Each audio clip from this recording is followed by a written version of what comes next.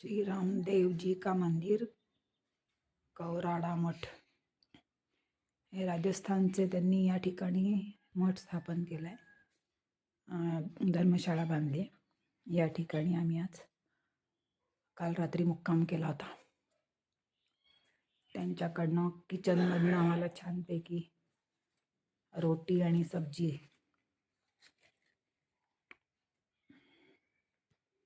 भोग दिला, भोजन प्रसादी, आणि सकाळी काढा करून दिला गरम गरम. चांगली सोय होती.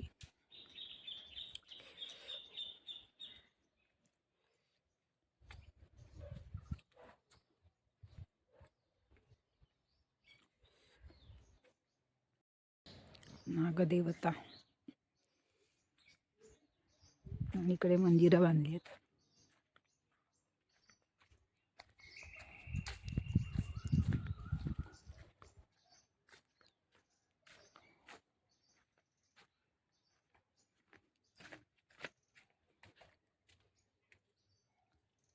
नाग आणि नागिण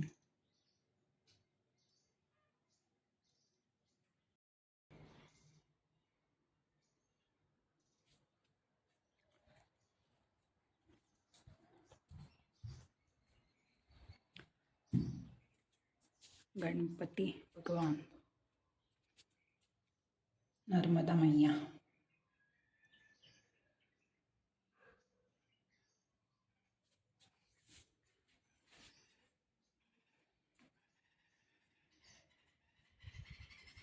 छान झाडं बिडं मस्त फुलांची लावलीत.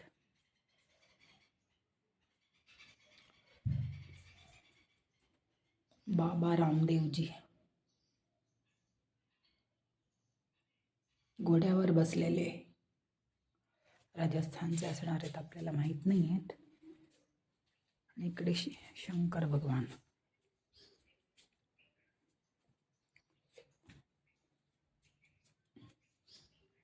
शंकर पार्वती आणि मारुती रायांना पण दाढी मिशी केली आहे.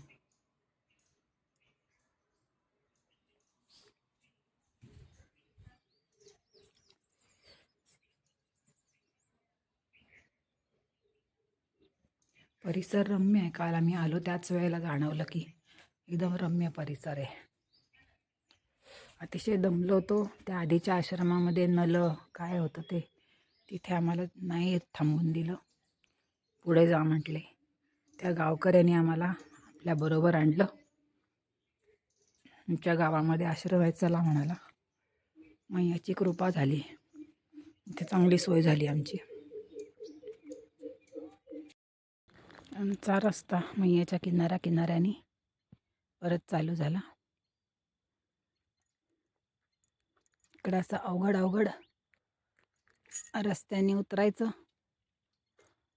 इकडे एक रेवा वृंदावन धाम आश्रम होता. चढ उतार करत तिकडे मैयाच्या किनारी दारू बनवण्याचं काम चाललंय.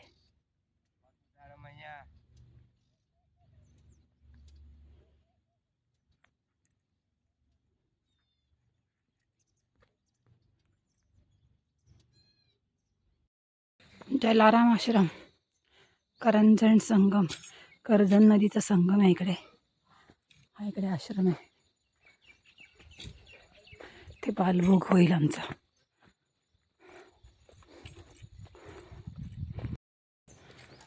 नर्मदे हर.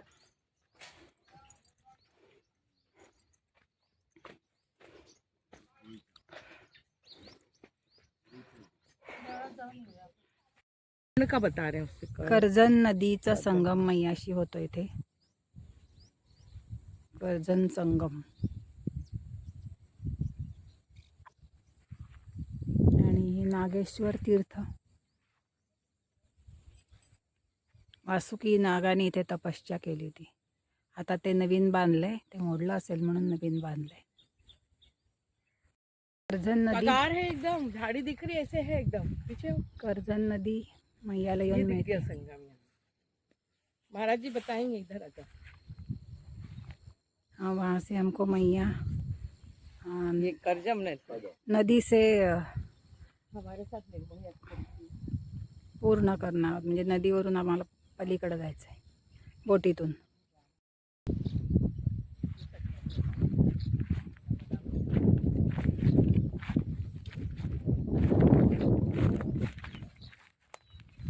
कर्जत नदी आम्हाला बोटीने पलीकडे जायचं आहे.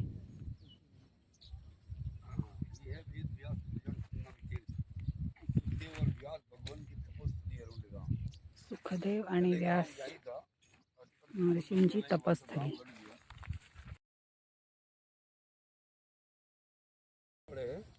और मंदिर का नाम मंदिराचे तुटे फुटे अवशेष. व्यास का जल संगम थे। सुखदेव और व्यास भगवान की तपस्थली अरुंडगा। सुखदेव आणि व्यास महर्षी यांची तपस्थली रुंडगाव. कर्ज मुक्त कर जान।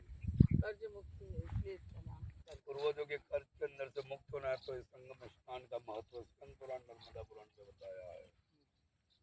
और एक बार ऋणमुक्तीसाठी यहाँ आए जब प्राकृतिक कर्जत नदीत स्नान करावं असं म्हणतात. भोलेनाथ को बोला कि आप संगम के ऊपर तांडव नृत्य करो। महादेव ने तांडव नृत्य किया, उसी से वो रुद्रकुंड प्रसिद्ध हुआ। वो पाताल के अंदर है, लुप्त है, प्रकट नहीं है। स्कंद पुराण नर्मदा पुराण में उसका उल्लेख है। इसी स्थान पे रुद्रकुंड. भोलेनाथ जब तांडव नृत्य कर रहे थे शरीर से पसीना बहने लगा, जटा से गंगा मैया नीचे आने लगी तो पार्वती मैया ने देख लिया। भोलेनाथ के गले में वासुकी नाग रहता था तो पार्वती मैया ने वासुकी नाग को बोला कि आप गंगा मैया को पी जाओ।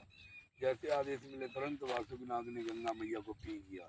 गंगा मैया को क्रोध आ गया, उनने श्राप दे दिया वासुकी नाग को, आप भोलेनाथ के गले से सदा के लिए वंचित मतलब दूर हो जाओ। वासुकी नाग बोला गंगा मैया मेरी कोई गलती नहीं। पार्वती मैया ने बोला मैं आपको पी गया। बोले श्राप आपको पूर्ण करना पड़ेगा। फिर पार्वती मैया के पास आए वासुकी नाग, माता जी रास्ता बताओ। गंगा मैया ने मेरे को श्राप दे दिया। पार्वती मैया बोले भोलेनाथ पर जाओ, रास्ता आपको वही बताएगा। भोलेनाथ को प्रणाम किया, पूरी कहानी बताई। भोलेनाथ बोला वासुकी नाग आपने गंगा मैया को पी के बहुत बड़ी गलती कर दिया है, अब आपको संगम के ऊपर तपस्या करना पड़ेगा। इतना बोल के पार्वती मैया भोलेनाथ दोनों चले गए।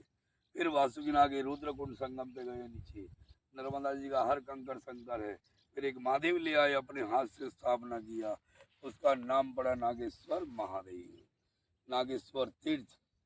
और ये नागेश्वर महादेव भोलेनाथ ने, वासुकी नाग ने भोलेनाथ की स्थापना करके घोर तपस्या किया, 100 साल तपस्या किया। 100 साल के बाद भोलेनाथ प्रकट हुए। बोले माग माग वासुकी नाग आपको क्या चाहिए। वासुकी नाग ने बोला करंदर गुफा, करंजा नदी जो है वो करंदर गुफा के अंदर तो गंगा मैया को उगल दे। तो एक करंजा नदी का दूसरा नाम है उगली नदी, क्योंकि गंगा मैया को उगल दिया। तीसरा नाम है नागवा नदी। स्वयं वासुकी नाग ने तपस्या किया है। तो ये बहुत बड़ा संगम तीर्थ है और वो तो प्रलय के अंदर ये सब लुप्त हो गया है।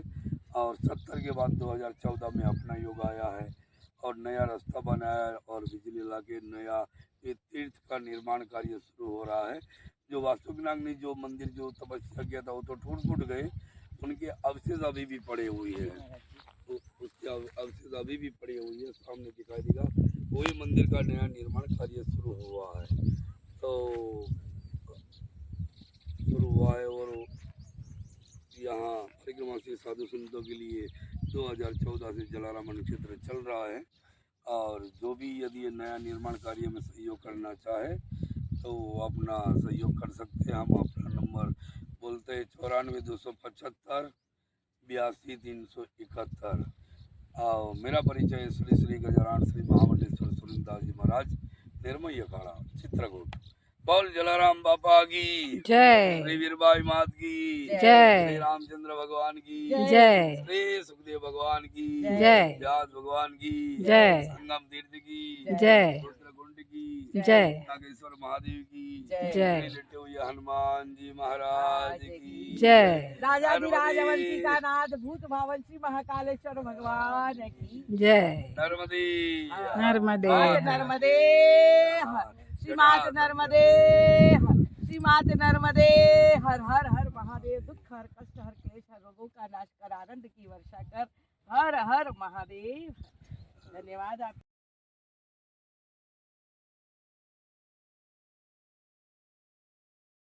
झालंय पहले से वो था। पण दूसरी बात, शिवपिंडी हमने कोई अजूनही आश्रम आहे. समिति नहीं बनाई। और तीसरी बात, पूरे वर्ल्ड में भक्त लाइन में कोई चेला नहीं बना। वासुकी नागनी इथे तपश्चर्या केली होती आणि इथे खाली डोह आहे रुद्रकुंड.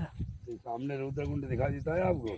खड़ी डोह म्हणतात. ये रुद्रकुंड है, ये पाताल के अंदर है, लुप्त है, प्रकट नहीं है। स्कंद खूप पुराण खोल में, है. गीता पुराण में रुद्रकुंड का उल्लेख है।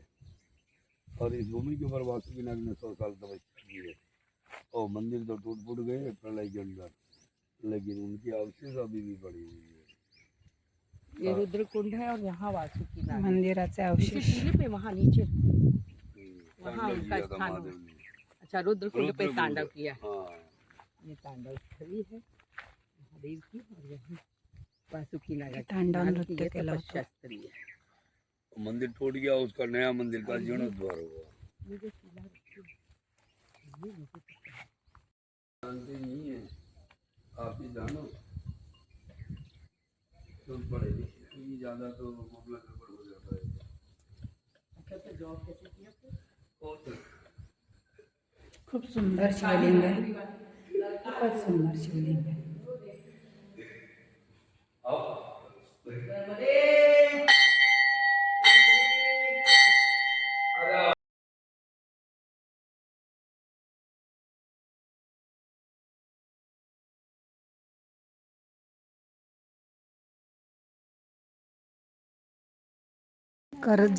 कर्जन नदी आली आता. आता आम्हाला ती बोटीतून क्रॉस करायची आहे. या बोटीचा नंबर आहे, त्यातून आम्ही जाणार आहोत. सब चलने आते ऐसा रास्ता है। अच्छा, तो बाद में आप सुखदेव में अंदर जाते हो, बाद में किसी पूछ जाना तो उधर बहुत ऊंचा है, बगीचा लगा हुआ है, पक्का है सब। तो वहाँ से ऊपर जाओगे तो 2-3 आदमी को तो देते भी होंगे। इतना पता नहीं अपने को। पता नहीं. हाँ, नहीं, हमें दर्शन तो करने हैं. ना जाओ, हाँ, आराम से दर्शन हो जाएगा। तिकडून मैयाच्या कडेकडेने चालत जायचं आता. ये नदी सामने तशी दिखती है, उथळ आहे, मैया है। बोटीतून सोडतात. बराबर. हाँ, और वो उधर काला काला दिखता है ना, उधर काला काला सामने, हाँ. वहाँ एक आध मगर निकला होगा। हाँ, क्या? देखते देखते जाना किनारे, वो सामने किनारे है, हाँ. एक आध तो होगा ही। हाँ, क्या? अभी धूप निकला है ना, जब भी दिखता तो एक काला काला उधर सामने वाले वो पत्थर दिखता है ना, वहाँ। मगर दिसेल असं म्हणतात. ही झाडी म्हणजे व्यासबेट आहे. तिथे व्यास महाराजांचं स्थान आहे, आश्रम होता. त्यांच्याकडे खूप ऋषीमुनी जेव्हा आले तेव्हा त्यांना जेवायला सांगितलं, पण ते म्हटले तुमचा आश्रम उत्तर तटावर आहे, त्यामुळे आम्ही इथे भोजन नाही करू शकत. तर त्यांनी मैयाला विनंती केली आणि मैयाची जागा बदलली. जी पलीकडे वाहत होती ती मैया अलीकडच्या बाजूने व्हायला लागली, त्यामुळे ऑटोमॅटिक तो दक्षिण तट झाला आणि मग सर्व ऋषीमुनींनी तिथे अन्नग्रहण केलं. अशी कथा इथे सांगितली जाते. त्या बेटाच्या भोवती बरोबर वळून पलीकडे जाते आत्ता मैया. पूर्वी तिकडच्या बाजूनी सरळ होती.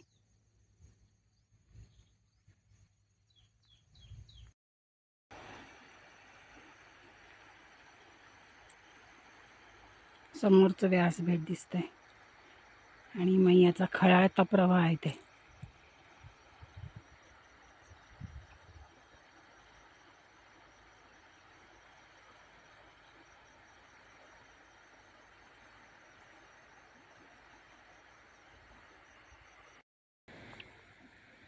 त्या टोकावरून आम्ही निघालो होतो. मध्ये कर्जन नदी पार करून पाठाकाठांनी मैयाच्या इथेपर्यंत येऊन पोचलो आहे. आता शुकमुनींची तपस्थली येईल जवळच, शुकदेव.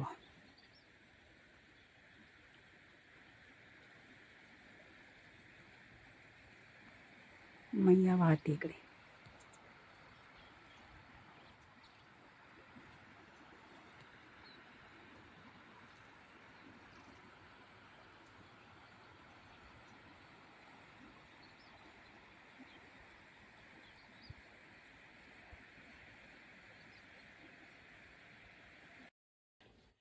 मग याच्या किनाऱ्यावरून चालत चालत एका ठिकाणून वर चढलो. शुकदेव ठिकाण, शुकदेव तपस्थली. ही मंदिरं दिसतच होती लांबून. ही मंदिरं आलेली आहेत. किती छान बांधकाम केलेलं आहे. इथून मोठ्या मोठ्या पायऱ्या.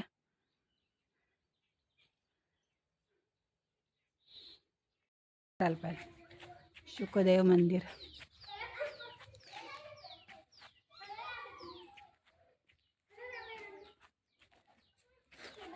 खूप प्राचीन मंदिर आहे.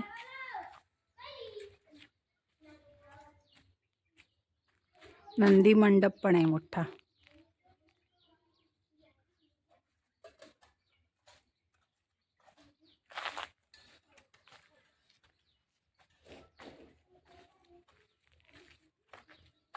खूप पडझड झाली आहे. इकडे श्रीकृष्णाचं मंदिर आहे.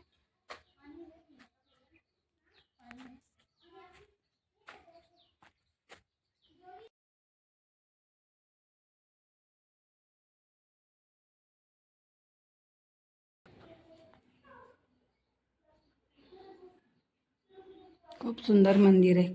प्राचीन कोरीव काम.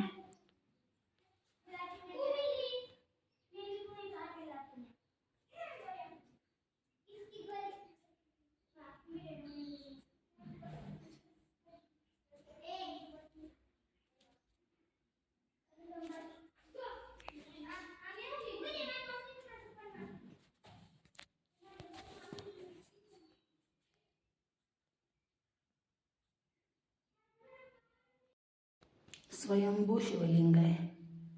शुकदेवाने या ठिकाणी तपश्चर्या केली होती.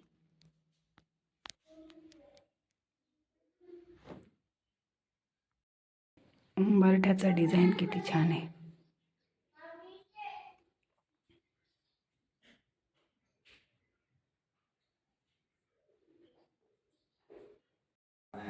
मारुती मंदिर आहे. 2.5 किलोमीटर. वो गांव दिखते हैं पास में 1 किलोमीटर जैसा है।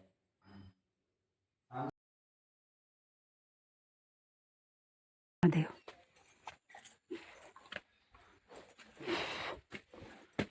बहुत सुंदर मंदिर आहे.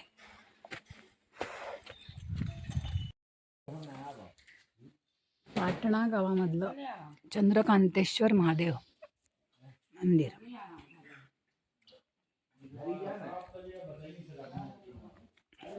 इथे नंदीच्या वरती नागाची प्रतिकृती आहे. जरा वेगळं आहे.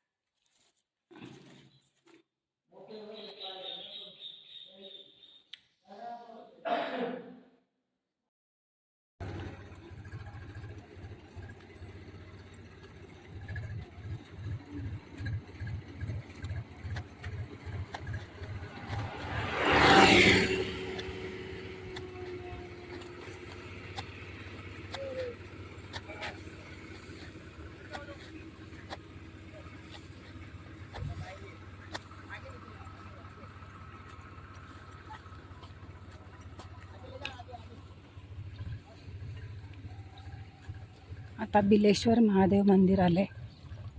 इथे पण आश्रम आहे आणि तिथून आतमध्ये जाऊन कोटेश्वर म्हणून पण आहे. आता बघूया कुठे राहायचं ते. सनसेटला अजून अवकाश आहे.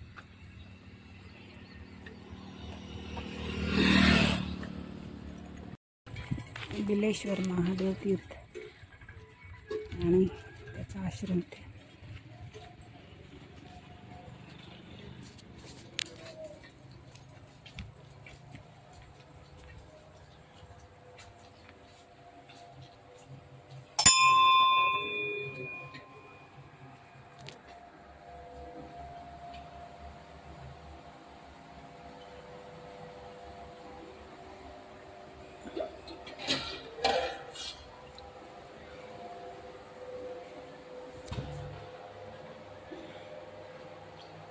ओम नमः शिवाय. ओम नमः शिवाय.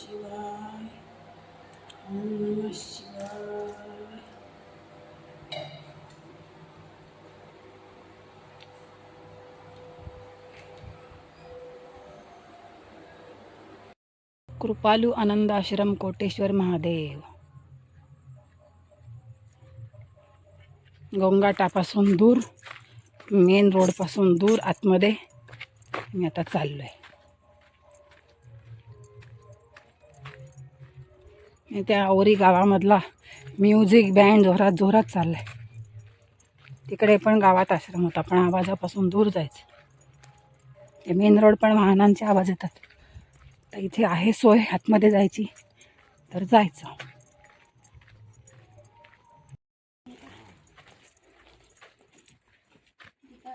नर्मदे हर कोटेश्वर महादेव मंदिर.